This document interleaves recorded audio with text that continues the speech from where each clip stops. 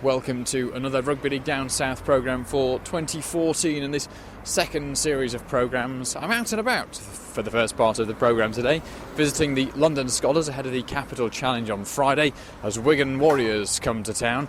Later on in the programme I'll hear from Hemel Stags. I went to visit them back in November and I've hung on to those interviews for quite a while, but we'll hear from them what they made of their debut season in Championship 1 a little later. Also we'll hear from the South West London Chargers. They are in the Challenge Cup this year, having had success in the Harry Jepson Trophy last year. They face a Welsh team, and of course with the community programmes and the community clubs around the country at this time, the Challenge Cup, with it being in early February, comes at a bit of a funny time for them. But we'll hear from the South West London Chargers, and also we'll hear from James Massara, who one of the people who's left the London Broncos over the last few months as well, with the trials and tribulations which they've gone through. He used to work with Phil Jones, of course, in the academy and scholarship at Broncos. Of course, used to work in the community game as well in London, and spent some time as the head coach of London Skolars. So I'll hear from him a little later in the programme. Unfortunately, him having left the sport altogether to go into teaching. But his thoughts a little later on, his reflection of his time in London Rugby League. But it's with one of his former clubs that we start. The London Skolars just arrived at their new River Stadium here in North London. It's a rather misty morning, this Tuesday morning, but I've come here to meet Howard Kramer, their general manager, to have a chat about meeting Wigan Warriors in the Capital Challenge this Friday.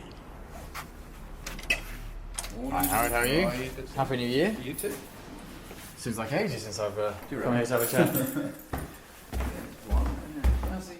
Well Howard, the year rolls around once again. The Capital Challenge, your first fixture up. A big event for the club, and a bit different this year. You got Wigan coming down. Yeah, quite excited to have Wigan coming down. This came about through conversations I've had with Wigan over the last 18 months. When it became apparent that Broncos couldn't commit to the fixture, we sort of advanced those conversations, myself and Chris Radlinski. There was certainly a desire on their part to increase their brand awareness and get into the capital. Became a problem getting a date because of the World Club Challenge being arranged, but we've arrived on this date and everybody's very excited. It's interesting you mentioned Wigan and sort of their brand awareness and stuff. You know, it's funny how people do look at the London market and particularly, you know, where you host the game in particular, and know that it's a big game, isn't it? You know, it's more than just a game of 80 minutes. Yeah, definitely. There are commercial aspects, certainly for our sponsors who are engaged there, for NASDAQ and for Capita and for Boost and Laurent Perrier. You know, they see that as a fantastic place to brand as well, and for Wigan, in terms of where they are in the marketplace, certainly with the chairman they've got, who's got many business interests based in the capital, it seems a natural progression for them to come into the capital with their brand. I think the big question that most people are asking is what sort of team are Wigan going to bring down, and I guess you're going to field your strongest team, but are Wigan bringing down their big first teamers, or are you hoping, or are they saying they'll bring a few fringe players? No, they're going to bring a few fringe players. We know they've just come back from Florida from training, and they're off shortly to New Zealand. Well, they start Super League in a couple of weeks, and then off to New Zealand and Australia for the World Club Challenge. So we'll be seeing the best of their young talent with some first team players as well. I'm probably going to get the squad list on Thursday, so I'll have a better idea. But we know it'll be a very tough challenge for Joe's team. And it seems as well that Ian Lenigan, obviously we know his links with London previously, but he seems like he's a good supporter of the sport down here as well, and that sort of has filtered through his organisation with the conversations that you've had with people like Chris Radlinski, because he was involved with Broncos' future and talking to Tony Cleanthos, I'm sure, with their football connections and offer of loan players and stuff like that. So it does seem like in Wigan you've got a real partner there that supports the game down here. Yeah, that's really important as far as we're concerned. We've got Jamie Peacock coming down, who's a great supporter of of rugby league in the south. He's held his summer camps here at New River last year, and it's coming back again this year. And obviously Martin Afire, former Broncos player and a London boy himself. And Ian's made it very clear that he's very supportive of the growth of the sport in the south. So it is a good fit from that point of view. What about your upcoming season as well? Championship 1 never seems to get any easier, or I say any more difficult, but it's always difficult to judge at this point in the season, sort of where people are. Yeah, it's a bit of sparring going on at the moment. We've got a couple of friendlies coming up. I think we're playing Oxford fairly soon as well. Been a few squad changes this year. We've lost a couple of key players. Dylan Ski has gone back to Australia. James Anthony's gone to try his hand on Australia. But, we've signed Jamie O'Callaghan and we've signed one or two others, young lad Matt Bradley from Gloucester.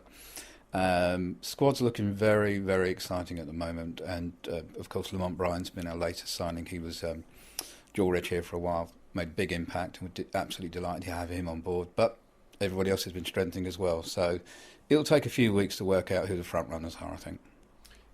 Do you expect, I know Joe's not here this morning, but do you expect that there'll be sort of more additions, more changes before the start of the season, or is this Scholars that we're going to see at the Capital Challenge going to be somewhat like what's going to attack Championship 1 this year? I would say that what you see at Capital Challenge is the nucleus of the squad, but you will see some players who are on the fringe at the moment trying to win contracts.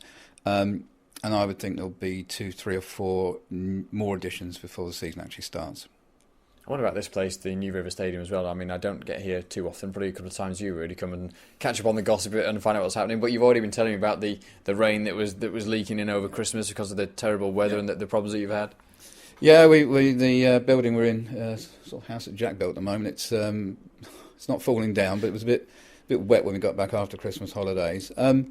We've got challenging times ahead. You and I were talking earlier. This place has been taken over by Fusion Lifestyle. They've got great plans for it, and they see Skolars as a key stakeholder here.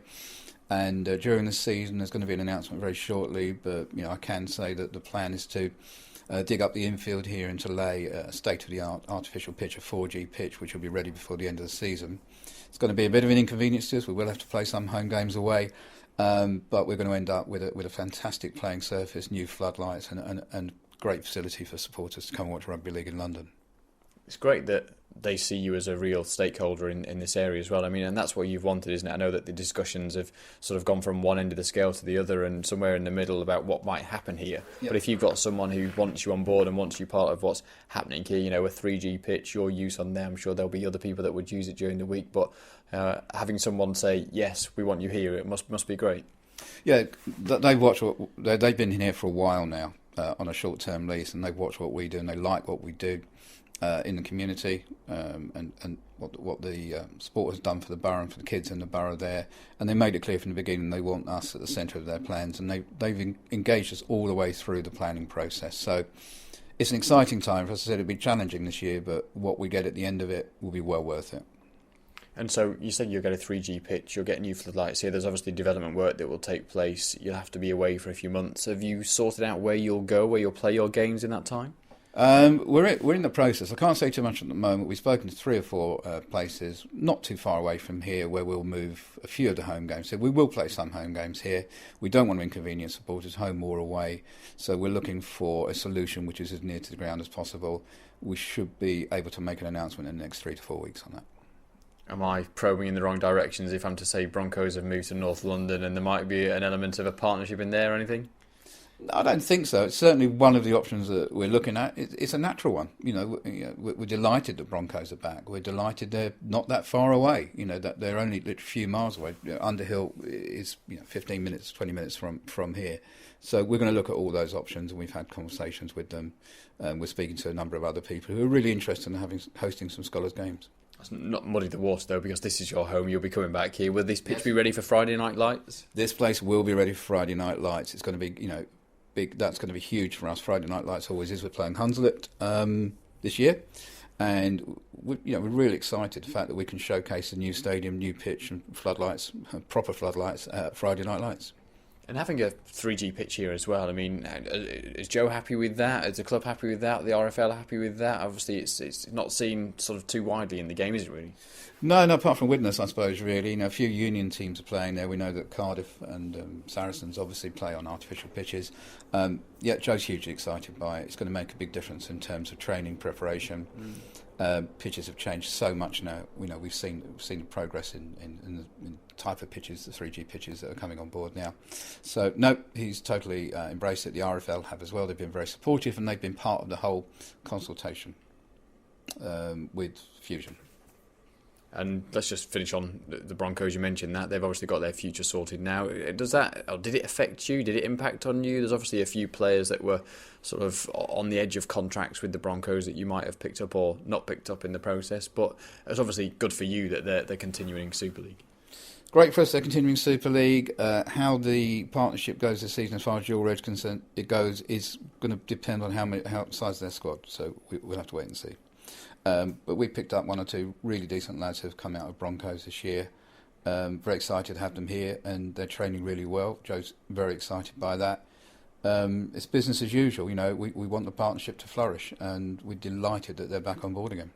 Just finally back on the Capital Challenge, just tell us how big it is as an event for Skolars, because this is your sort of like one big, I won't call it a money spinner as such, but this is your one big impact, isn't it, for the season? It's such a big part of what this club does. It's huge. It is a money spinner, so it's not an obscene thing to say. It raises a lot of funds for the club and for development, for youth development. This year we pre-sold nearly twice as many tickets as before. Lunch is nearly sold out. Well, it is sold out. It has a huge impact on the season, and it introduces us potentially to some new partners as well, which it did last year and the previous years there. So it has a huge impact going through the season. And I know you're limited with numbers in terms of the HAC and sort of health and safety and stuff like that, but I think other teams have brought in like temporary stands and seating and stuff to get more people in. Is that something that you might see in the future? I mean, we're going to see it this year? We won't see it this year. You'll certainly see it at Varsity in March. Mark Ramsdale's organised the Oxford-Cambridge game, because they will have temporary stands there. It is a huge cost attached to that. We're looking at the growth of the event, and we're looking at how we can enhance the experience for people. For now, it's standing room only, I'm afraid. But we will revisit it next year and have a look at the cost of that. But it's going to depend on sponsorship and staging costs. And probably my fourth and fifth or sixth final question of this interview, but we were just talking to Matt Cuss outside, your community coach, and he was sort of saying, he's sorting out the school's competition for Friday as well. I always remember it being one of the highlights of the Capital Challenge, seeing the kids on the sideline shouting, "Skolars, Skolars, Skolars." It's a nice element, an important element of this annual event that you do. Yeah, we've got 6 schools coming down. As Matt told you, we've got some new schools this year. The kids are so excited. We make a whole day of it for them. They get a visit to a museum in the morning. They're made to feel part of it. At half-time in the main match, we get our 2 guest speakers will present them with their medals. It's a fantastic day out for the kids, and they lead the teams out as well. And our sponsor, PQ, have been with us on this event for many years, and it's a big part of their company year as well. So we've just signed up to continue that next year. We're very excited about that. So that's Howard Kramer, the general manager of the London Skolars. His thoughts on everything. I kept thinking of extra questions to throw to him at the end as we look forward to their 2014 season. Now to the one of their Championship 1 rivals in the Hemel Stags. They got to the playoffs, didn't they, for the first time in their debut season in Championship 1 last year. Now rebuilding and recruiting. This was a couple of interviews from back in November. I was invited to a little open evening that they had. They were announcing a new sponsorship deal with their main title sponsor, Haven Holidays, a local employer in the Hemel area, and they had them involved in 2013. So I went along. They had the squad training there in torrential rain outside in freezing cold conditions. But I had a chat with a couple of people at the club, including the representative there from Haven Holidays. But I started off by chatting to the head coach of the Hemel Stags in Troy Perkins about his recruitment ahead of the season, and unfortunately a couple of these details in the interview are now null and void because of various circumstances, but I will correct them once the interview has finished. Here is Troy Perkins, the head coach of Hemel Stags. Well, I've come down to a meet and greet with the players down at Hemel Stags today, and Troy, you've had the lads together for their very first training session of the season. Your pre-season starts here, how was it? Yeah, it was pretty good. Had a good roll-up. Still a lot of people missing. The students played today, so they didn't come up tonight and train.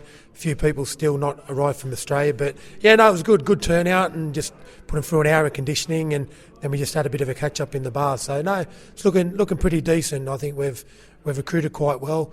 There's a couple of players that we're still working on. If we get their signatures, I think we'll be pretty much probably a little bit stronger in some areas than we were last year. It was a really good season for you last year. You made the playoffs. You had a good run. It was kind of better than you expected in a way. Who have you recruited? Where have you improved? If you just tell us a bit about a couple of the new players you've got. Yeah, we lost Chad Sharp, who was pretty good for us last year. So we've brought in Mike Dengate from Australia, so another halfback. Good organiser, played at a very good level. Got recommended by Shane Grady from Broncos. So I respect his opinion. So we've got him. We've also recruited. We sort of struggled a bit in the hooking department last year. The guy that was there initially, Joel, he sort of struggled a little bit at times. And then we brought in Jack Malloy, who's moved to France, who wasn't an out-and-out hooker anyway. So we lost a bit of speed around the ruck with the people we had.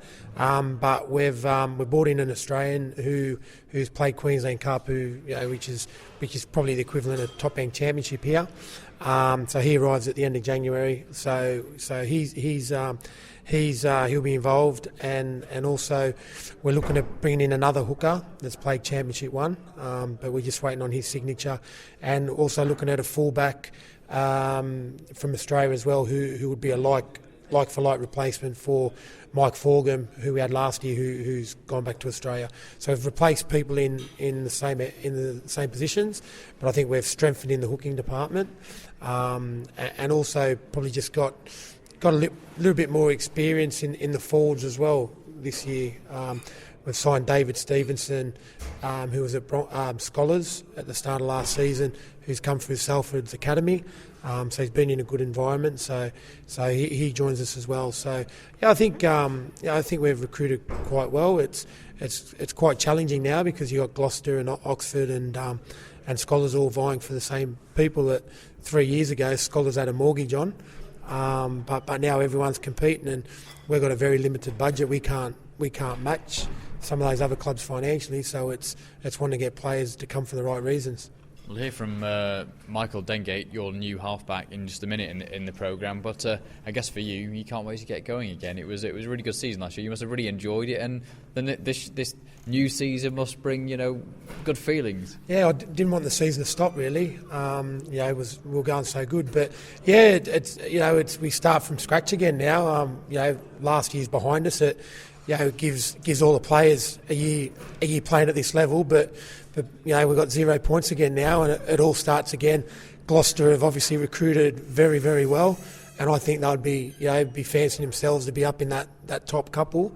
Skolars are always strong, and then obviously you've got York and Hunslet who have dropped down, who will be just as strong, if not stronger, than Rochdale and Crusaders, who were in last year. So I think the comp will be a lot stronger than last year, so we need to be better, hence the recruitment we've had. But yeah, looking forward to getting started, and another 3 months of pre-season in the snow and the rain, and that isn't probably ideal, but no, it's good to be back around the boys. And as I said, tonight we had about 18 there, but in the next couple of weeks we should be up to about 30, 32, and raring to go in January. Let's just try and grab a quick word with the chairman here at Hemel Staggs. That is still your role, is it, Bob? Chairman, Chief Executive Officer, whatever you like.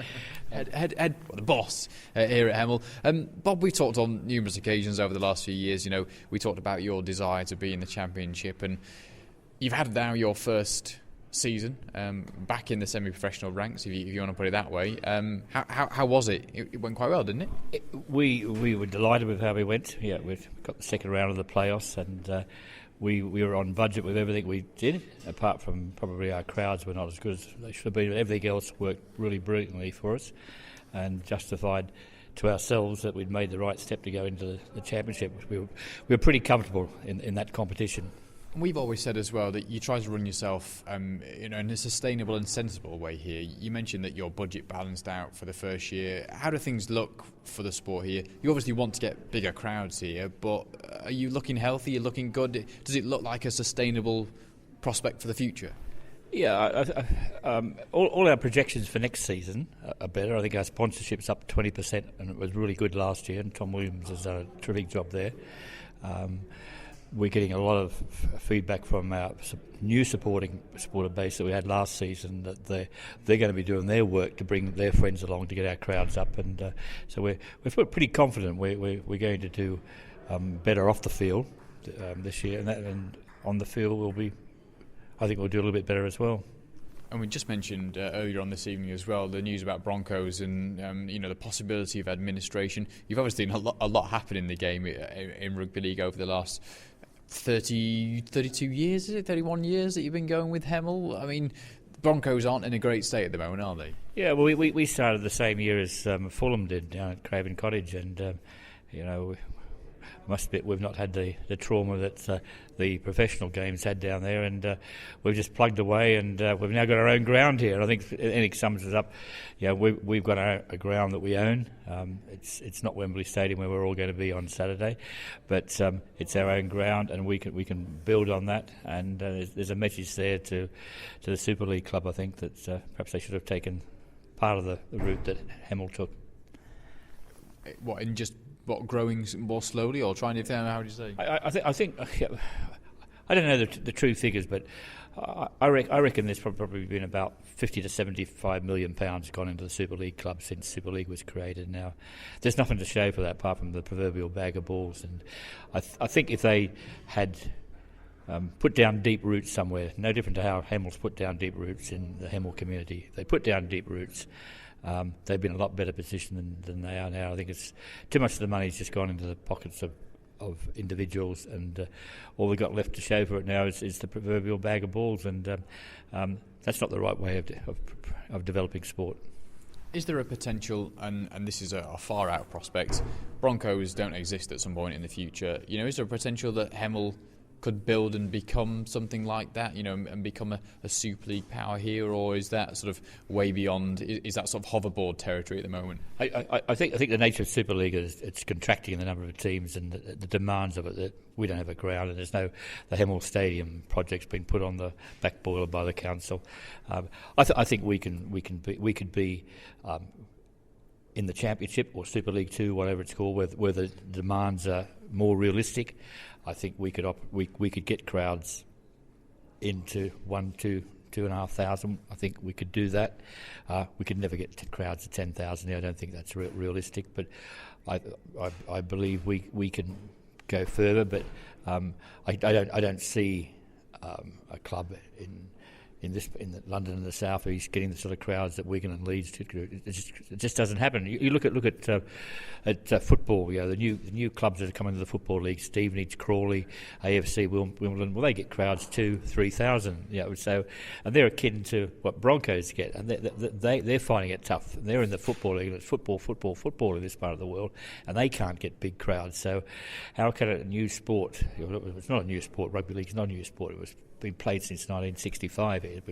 That's one thing we've got to stop saying. It's a new sport. It's just been a badly run sport in certain aspects of it, and so it's a tough market to get really, really significant crowds. And the rugby union recognises that they've moved out of town to Reading and places like that, and so. But I think crowds. If your expectation of crowds of 1, 2, 3,000, then you should be playing in a competition that's appropriate to that. And probably Super League 2 is a realistic one. And if clubs in the South can aspire to that and get their crowds up to that level, the sport would be in an extremely strong position, much stronger than perhaps one team trying to compete with the Wigans and Bradfords and just struggling all the time. Just while I was talking to your head coach, you walked through the back with a bin bag. You've been clearing things out. You still do a lot here. You're still very much hands-on. Are you still enjoying yourself? It's a typical Wednesday night here. Tonight I've been dealing with lottery collectors who have brought in problems from their rounds. I've dealt with a couple that are in for a wedding reception next year. We've got some problems on that they want sorted out. Cooked a pile of pies for the players for the pie and pint night, and then in between whipped up to Luton Airport to pick up a prop forward has just flown in from Australia for us. So it's a typical Wednesday night, if you like, for myself, and time to go home very soon, I think. But I've been here since 8:30 today, and it's a full-time club. The club goes 365 days a year. The other bar's packed with darts players. Last night we had 6 darts teams in this room, and it's a very busy place. Pennine Way is, and keeps you very, very occupied. And at times rugby, is almost secondary activity. There's so many other things going on that are very important to the site. Well, Bob, thank you for the chance to put that in perspective. So it's 10 to 10. So you should probably go home at some point in the near future. I'm expecting a phone call.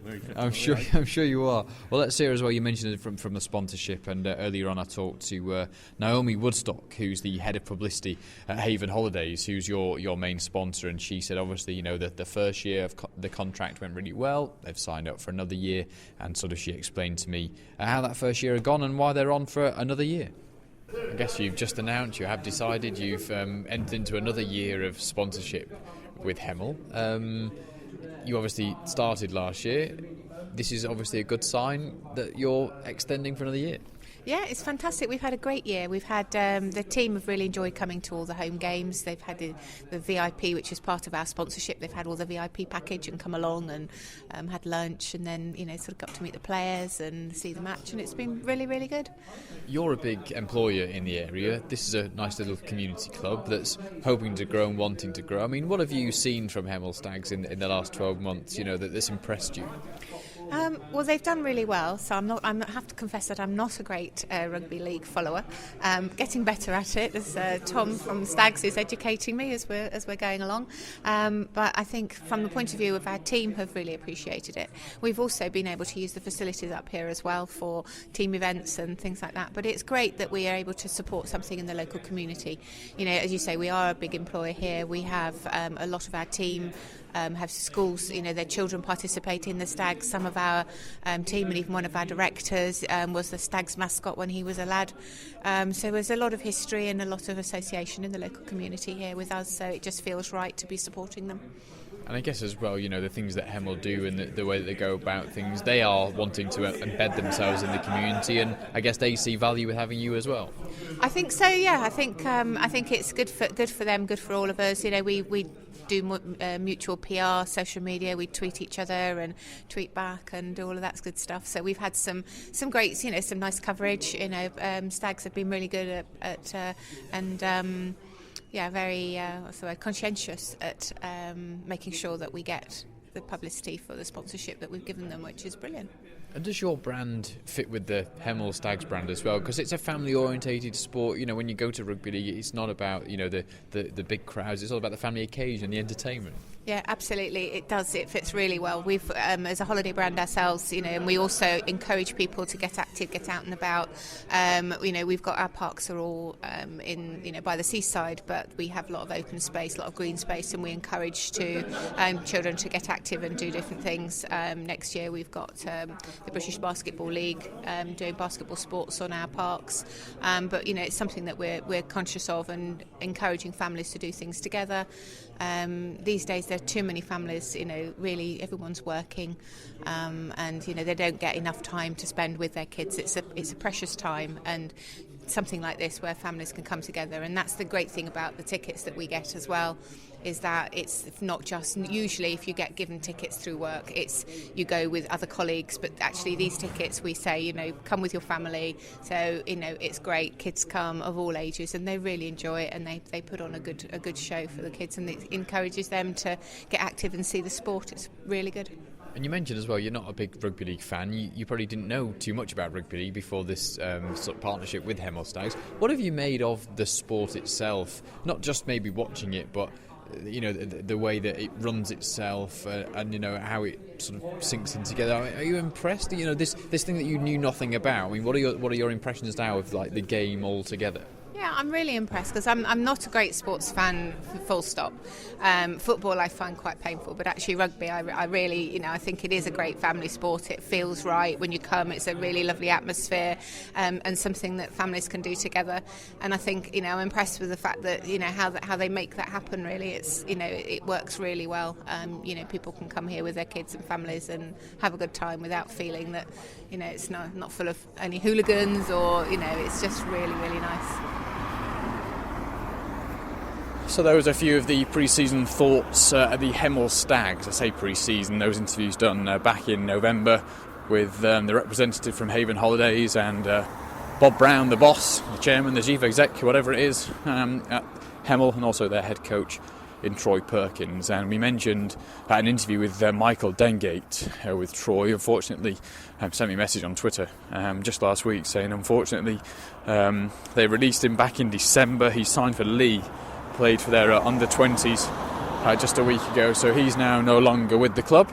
But they made a few other signings, so you can follow, of course, their progress on their website. And we'll catch up with them for closer to the start of the season to find out how they're attacking Championship 1 this year. As ever, you can get in touch with the programme with your comments at Ian Ramsdale on Twitter, or you can use the hashtag RLDS for Rugby League Down South, or you can email rldownsouth@gmail.com for your email and more considered thoughts. And of course, looking for people to be involved in our podcast programme in the week of the 10th of February. If you're around, then give us a shout. We'll be meeting in central London to have a discussion about all things rugby league in London on the week of the 10th of February, be the Monday or the Tuesday. So show you're interested and email rldownsouth@gmail.com. Right, now to the Challenge Cup then. Yes, it starts the first round in just a couple of weeks' time. The South West London Chargers, having won the Harry Jepson Trophy last year, entering the competition. They take on a Welsh side, so thought we'd catch up with the Chargers ahead of this season, season in the Community Championship, and also a first round game in the Challenge Cup. So as I walk back down to Wood Green Station, on my way back having visited the Skolars, we'll hear from the South West London Chargers and Cameron Paul. Let's start with the Challenge Cup. You're in there because you won the Harry Jepson Trophy last year. This must be a big fixture for you.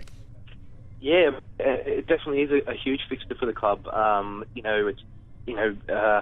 from Australia myself, you always heard of the Challenge Cup, and it was always something that was a prestigious event, even for there. And then to come over here and to be involved in a club that is actually going to play in it, and especially after our only one season sort of thing, and looking forward to being involved in it and hopefully progressing past the first round. But we'll look at that fixture first. So will this be the first fixture of your season?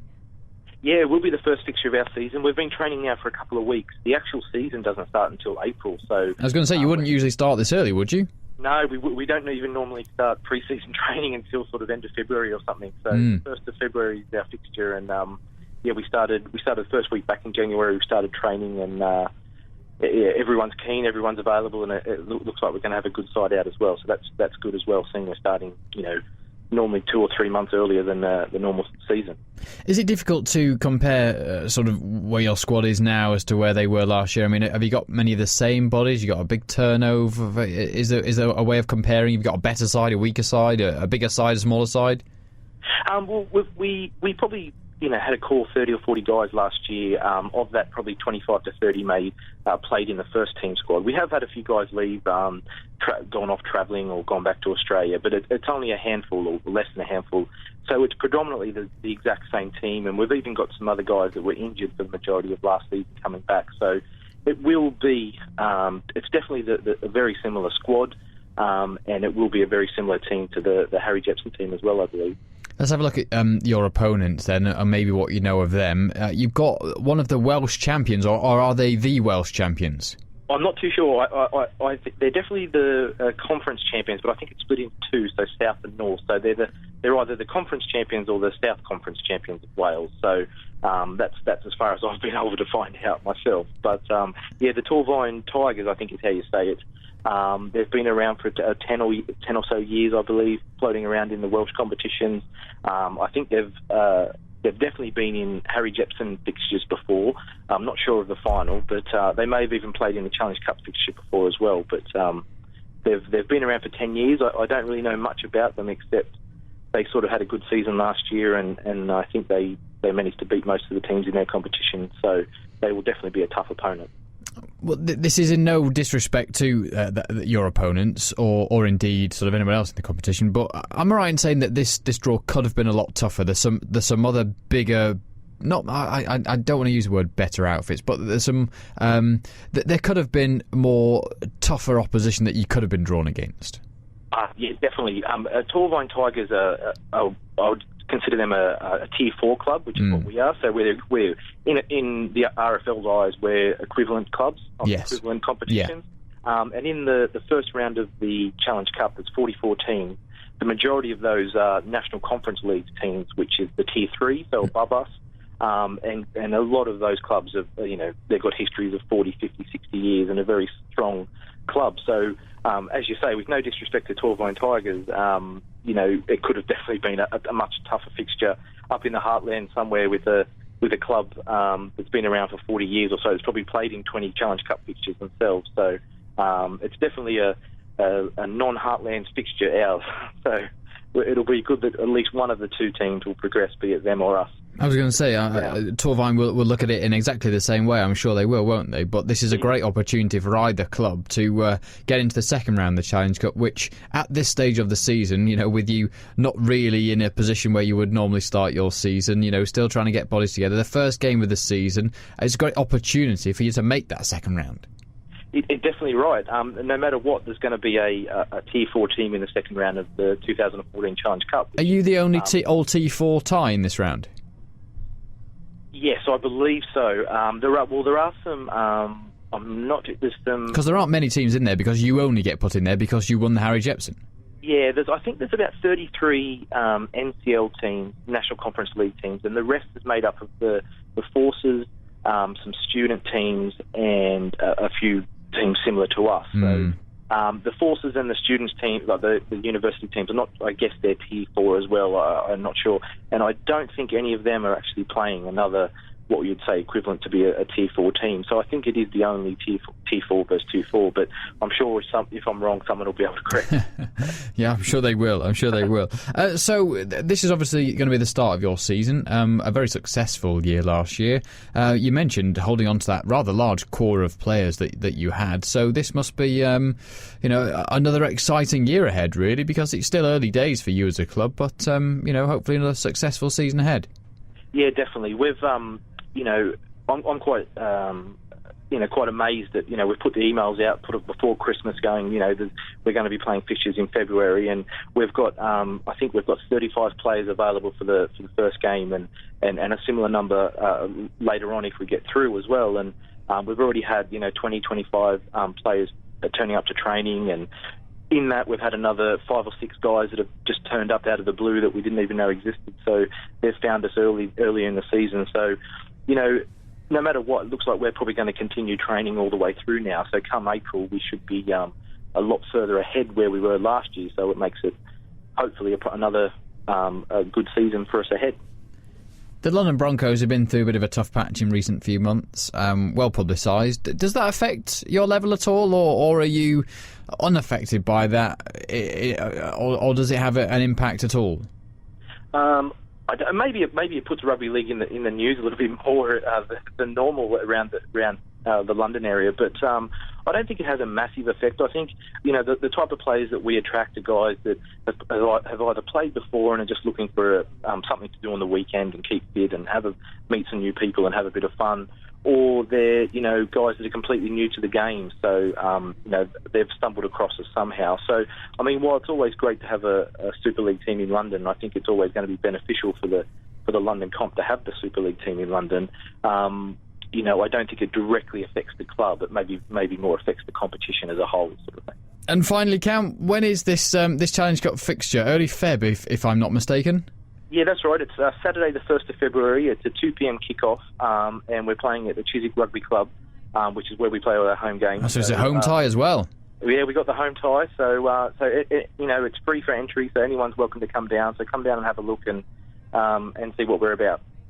Well, unfortunately, I've just realised I won't be able to come. I'm actually seeing my dad in Panto that weekend, which is in the north. I thought it was the weekend after. I was expecting to say the 8th of Feb. So, no, 1st of Feb. So. Oh well, unfortunately I won't be able to make it, but if many others can, hopefully you get a few down there. Yeah, definitely. As I say, it's free, and there's a full clubhouse there with bar and Sky facility, so you'll be made more than welcome, and check out the charges and see what we're about. That's Cameron Paul from the South West London Chargers ahead of their Challenge Cup game. Best of luck to them. It'd be great to see them go on a mini Challenge Cup run, and many of their players, I'm sure, looking forward to playing in the most prestigious tournament of rugby league across the world, really. So best of luck to them, the South West London Chargers. Now to our final interview of this week's programme, and we'll hear from one of the people who unfortunately had to leave the London Broncos in the turmoil and the turbulence of what happened over the last few months. One of the final people really at the club, and James Massara, who used to coach with the academy and was their player performance manager. After Phil Jones left, he'd taken on responsibility and was looking at plans of how to take the academy and the scholarship forward in 2014 if the club was to secure a future.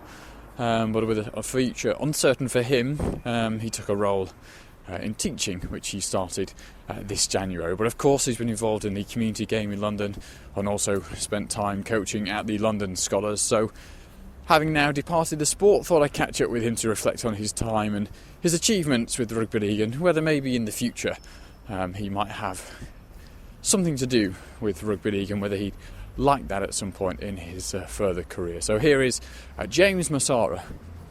JMO, well, first of all, unfortunately, many people have had to, or have departed the Broncos over the last few months, yourself being one of them. Not an easy decision for very many people, but how come you chose to leave? Certainly not an easy decision. One I took a lot of time on. It's two things really. One, everybody I'd worked with and all the players and staff, pretty much everybody had moved on, and it was a very difficult time. A lot of change, and it just became time to make that change and move on and do something else.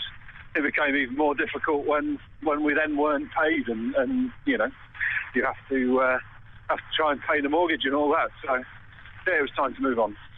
And what are you doing now? Are you in education? Is that right? Have I got that right? Yes.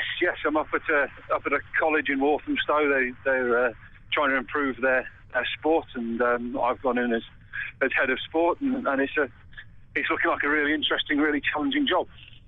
What is it you're doing there then? So is it coaching? You sat behind a desk? I've been sat behind a desk a little bit more than I wanted to. I wore a shirt and tie for about a week and ditched it now. I'm back in a tracksuit. So yeah, it's just about getting the kids active. So coming up with the programs we deliver, making sure they're right, but also going out and trying to find the funding so we can deliver them. And what about rugby league? Are you still going to be involved in the game? Are you taking a break? Are you going to leave it? I know obviously you've had a long association with rugby league in London now. Are you just sort of having time away, or are you keen to do something? I had a short time away, more just so I can focus on getting my teeth into this new job, and then look for something very, very different to what I was doing before. Something part-time, volunteer coaching. I'd really love to do something like that. And I guess as well, that was kind of how you started, wasn't it? And where you started within the London Pyramid, in the community game. Yeah, exactly. And it's been really exciting. I know it's not rugby league yet at the college, but it's been exciting getting back into that and getting people young kids enthused about sport, and I've got a real passion for it. So it's been quite enjoyable. And reflecting back on your time within London Rugby League, you were head coach at Skolars, you've been involved with the Broncos the last couple of years, you'd seen the development and what's going on. Is there an achievement, a development, something that sticks out as sort of your happiest memory or your best achievement or the most impressive thing that you saw within the game? The time I enjoyed the most, I reckon, was looking back at it, was the South London Storm stuff. They were an absolutely great bunch of lads, and right through to the guys who played a little bit in the second team, and the young kids who came through. That was really you felt like something pretty big there, and that was fun. But no, just anyone who's gone on and achieved their goals. Really, there's some guys playing a bit of first team rugby now that I had a little bit of a hand in, and you think back on that and you feel really good for them. And what about the Broncos and their development? It's something that obviously you've been involved in for the last couple of years. We've seen many more players, fall off the end of that, production line of talent and go on to make Super League appearances and go on to other clubs in some cases. Do you think that what the Broncos have been through in the last couple of months is going to have a big effect on them, a small effect on them, no effect on them, and that process? Oh, I don't know. I think there's always going to be. Kids coming through, and I know so many people keep saying to you, this is London. The catchment area is so big, and the athletes we've got here are so crazy. But I don't think it'll have too much effect. I think as long as the systems are right and the hive looks great and the coaches are correct, I can't see why it won't just go from strength to strength. And your time coaching with London Skolars as well, I don't mean this in a bad way, but were you surprised to get that job at all? Or do you think that that was the pinnacle of your coaching career so far? Well, interesting question. I wasn't surprised at all to get it. I was very privileged to get it. I knew what sort of challenge it would be. And I genuinely look back on it with... I learned a hell of a lot, and it was a good process to go through. And I'm honest, I wish I could have stayed and continued a few things on. But they've gone on from strength to strength, and that's great. Pinnacle of career? No, not really. It was a really good and really big part of my coaching. But no more or less than anything else, I don't think. And I guess, like you say, a big part of your learning, a big part of your process, and a big part of forming, obviously, probably the person that you are now. And, the fact that you then went on to do your stuff with the Broncos and the academy and scholarship and, know that those development players, I guess, continued that coaching work, didn't it? Yeah. I mean, you're always learning, and I learned a hell of a lot of lessons there. But, it was enjoyable, and yes, you're right. It shaped what I've gone on to do. And so you'll be back to rugby league, will you? Yeah. I don't think I can stay. I'm already getting a bit itchy about it. We've just put a funding bid in to start rugby league at the college, and there's a few rolled eyes from a few of the staff, but let's get it on. But I guess that's maybe one of the things that people can look at and say, even though somebody like yourself has been through the structure and is now doing something outside of that London Rugby League pyramid, one of the advantages is that you are the type of person that will go to these schools and say, look, we should be doing rugby league and get it in. So maybe getting people into the system and then out to other areas of the spectrum in London, it can be a good thing. Oh, exactly. And there's so much that's completely untapped. London's such a big place, and look, the kids are receptive. One of the first kids I spoke to about rugby played for Newham Dockers, so that it blows you away. It's a very big place and a very small place, all in the same sort of time. So, well, best wishes with it. I'm sure we will see you around the London Rugby League scene over the next year or two, and I'm sure we'll await with interest your involvement with whatever club or whatever guys it is. And well, you'll have to come on and tell us how your school side get on when you establish them. Yeah, no, certainly will. Look forward to it. And that's it then for this week's episode of Rugby League Down South. More on the way very soon, and with the introduction of promotion and relegation back to the Super League, I'm trying to canvass opinion on what many people of the great and good of the game within London make of that and the impact it will have on the sport in the future. Whether you're putting expansion and the wider success of the game at risk by bringing back promotion and relegation into Super League, or will it only make the competition stronger? I mean, that those that do survive and play in Super League, there's more of an impetus for obviously success, and whether that will spur the game on in London and expansion areas rather than hurt them. So those thoughts on the way in the next week or two here on Rugby League Down South. So thank you for your comments as ever. If you want to get in touch, at Ian Ramsdale on Twitter, hashtag RLDS, or on email rldownsouth@gmail.com. Thank you once again for listening. I'll be back soon with another episode of Rugby League Down South.